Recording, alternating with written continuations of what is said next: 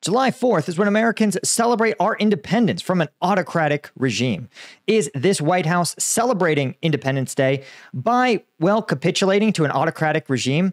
Is President Trump finally admitting that Putin was playing him all along and that he's not going to do anything about it? Plus, we're going to talk about the fact that I was right once again about the strange delay in Ukrainian aid. It has nothing to do with the Undersecretary of Defense, and he is in all likelihood just a scapegoat. As the real conspiracy go much, much higher up. I'm Paul, U.S. Army combat veteran. Let's talk about all of it.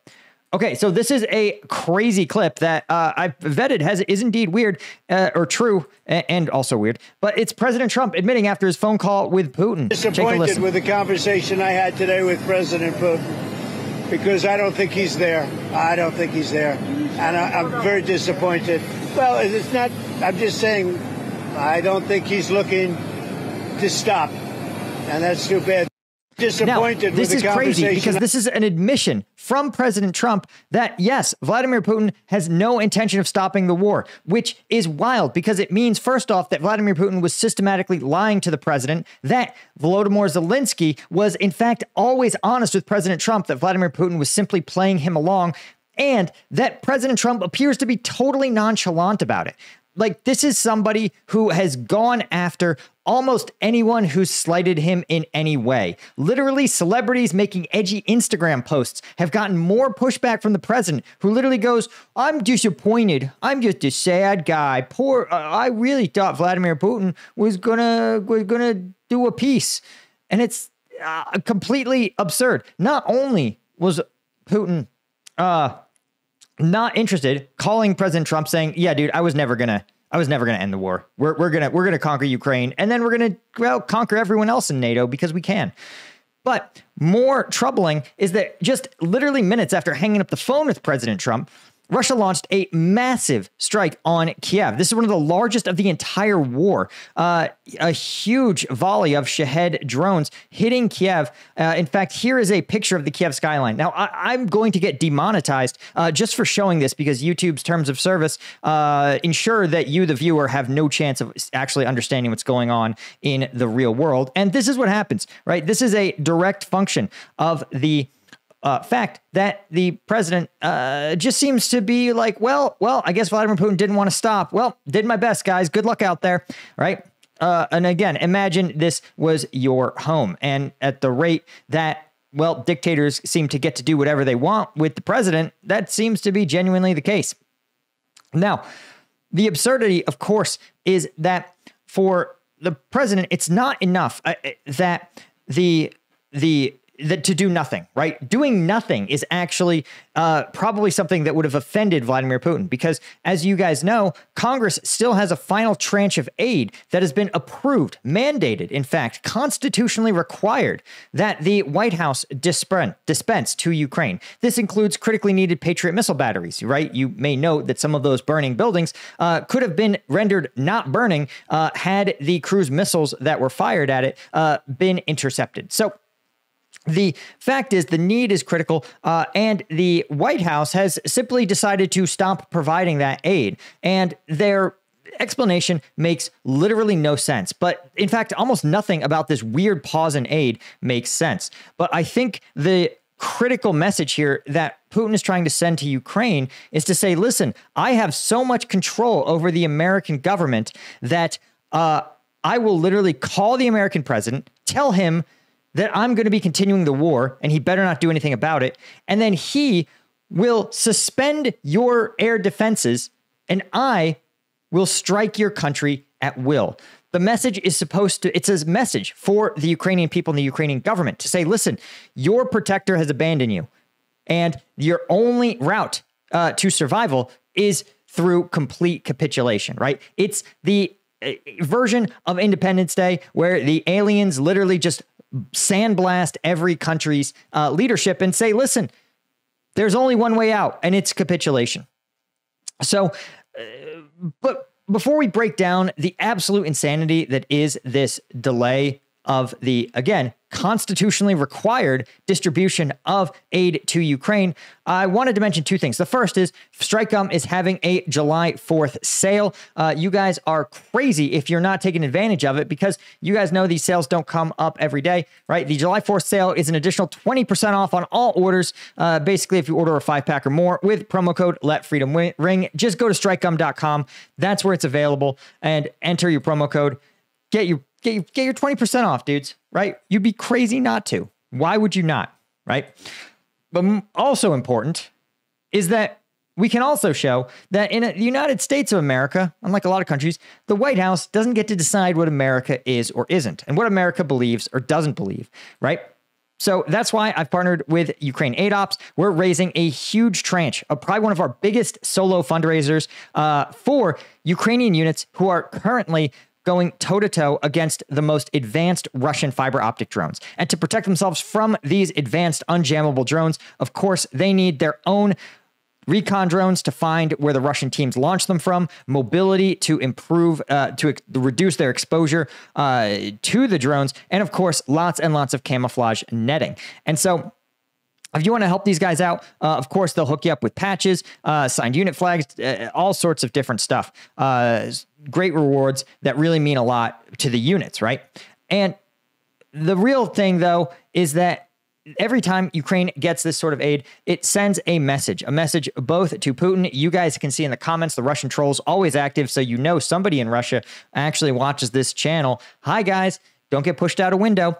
And you know, it just pisses them off more and more when they see that number rise. And it sends a message to the rest of the world that the American government, regardless of how they feel about Putin and Russia, the Americans know that we stand up for freedom. So thanks to all you guys that have donated, guys like Daniel Slamanig,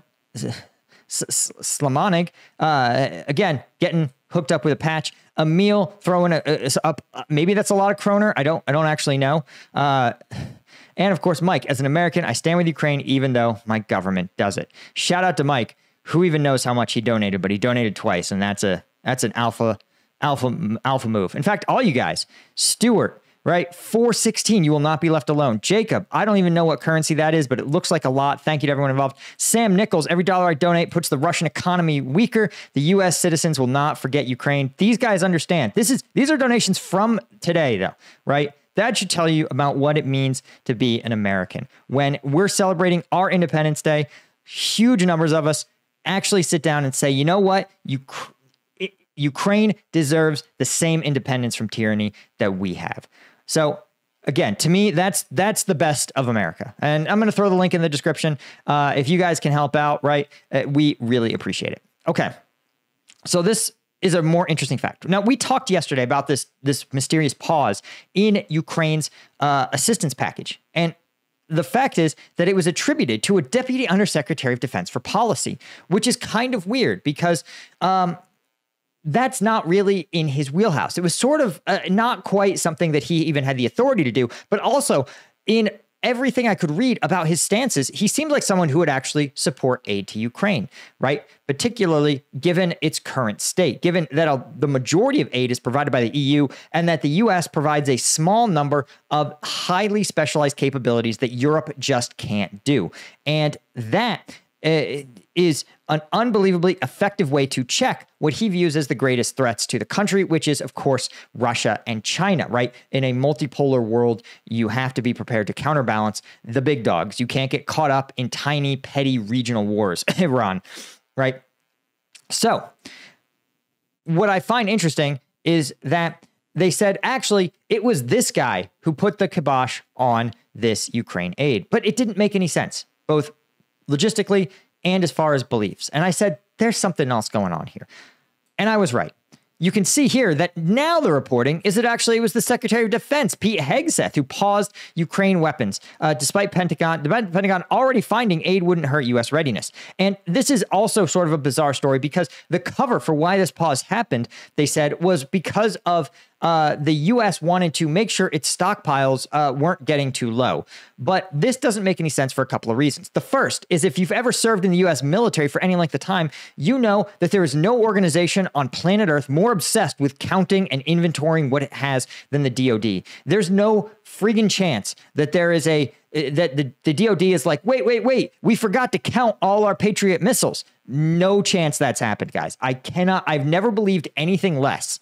And if you know how many you have and you know how many you're giving to Ukraine, you just need to use the calculator app on your iPhone to figure out how many you have left. So the whole notion that they need to stop to count their stockpiles is preposterous. But also, counting your stockpiles and including already allocated congressional aid will actually make your total look worse. Because as we pointed out, Congress mandates spending. Congress says we are giving you, when Congress gives you $10 to buy milk and it hands it to the White House, it's like your mom. If you go to the store and you blow it on Pokemon cards, your mom is going to lose her shit.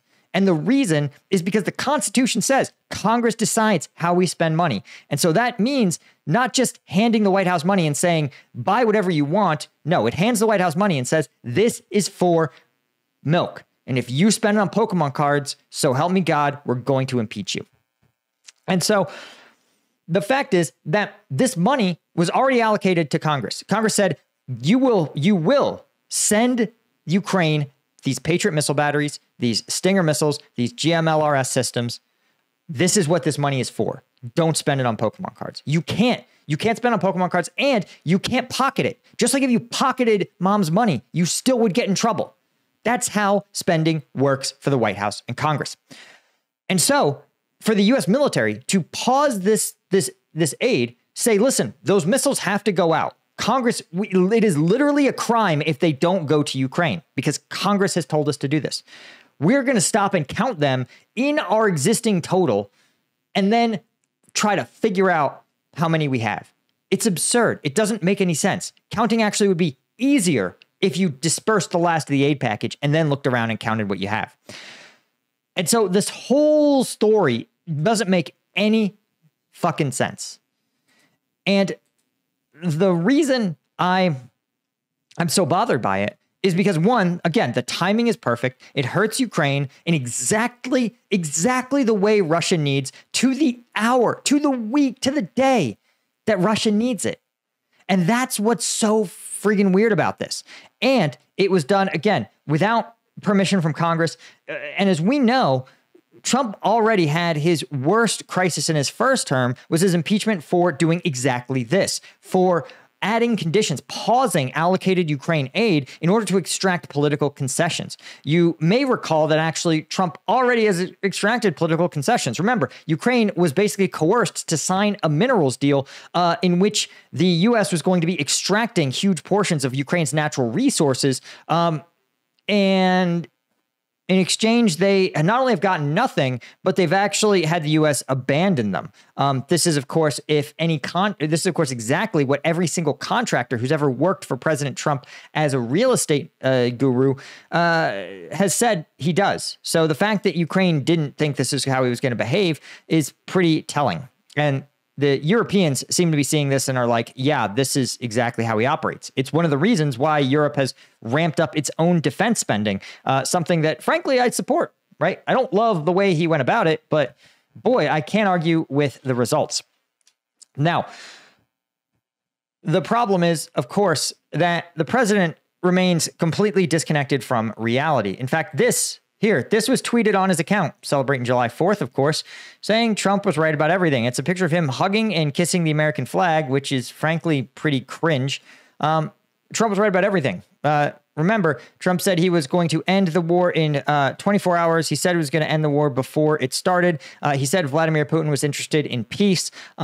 So he appears to have been right about literally no aspect of the Ukraine war. He appears to have completely misread Vladimir Putin. He appears to have completely misunderstood the situation. He appears to have almost no grasp of the conflict's contours or its actors and their incentives. So again, to say right about everything is a bold claim that literally we can disprove just in the 14 minutes I've been recording this video. But because, as an American, sometimes I also just got to mention when things, well, this isn't the only way, because I want to just point out one other thing. The White House still hasn't taken, by the way, this fact check off of their website. This is a fact check. President Trump will always protect Social Security and Medicare. The Trump administration will not cut Social Security, Medicare, or Medicaid benefits. But he just did. So literally in March, he's like, the press is lying about cuts to Medicare and Medicaid. And then he just cut it, right? In fact, there you go. The CBO said that Trump's big, beautiful bill is going to reduce federal Medicaid spending by almost $793 billion. For those of you keeping score at home, that is 11 times what we gave Ukraine to defend themselves. And I also want to point out, for those of you that need a little bit of ammunition for your 4th of July barbecue, when somebody goes, well, we spend all our money on Ukraine. Join me in pulling out my calculator and giving you guys a quick reminder. This $900 billion is the United States defense budget for this year in this bill, all right? Ukraine's aid package this year was $66 billion. And so for every, what does that mean for the math? That means that for every dollar we spend on protecting this country, we spend 93 cents on our own troops, our own soldiers, our own defenses. And we give 3 cents of every one of our dollars that we spend goes to Ukraine, who in turn is completely grinding the Russian army into a pulp, right? The Russian army and the Russian state, a major strategic geopolitical competitor, right? While they believe they are going to win in Ukraine, it's come at a cost of the destruction of its Iranian allies, of its allies in Syria, of its efforts in places like Serbia and Azerbaijan. The international, the great game of multipolar politics, Russia is losing, and it costs us 3 cents per dollar of defense spending.